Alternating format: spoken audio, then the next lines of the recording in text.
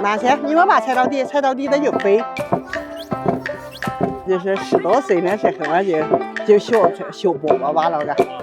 那危险的，有那帮手童出去呢，手呢鬼力大，这个队呢鬼烈火，那粗是还要弄那凳子。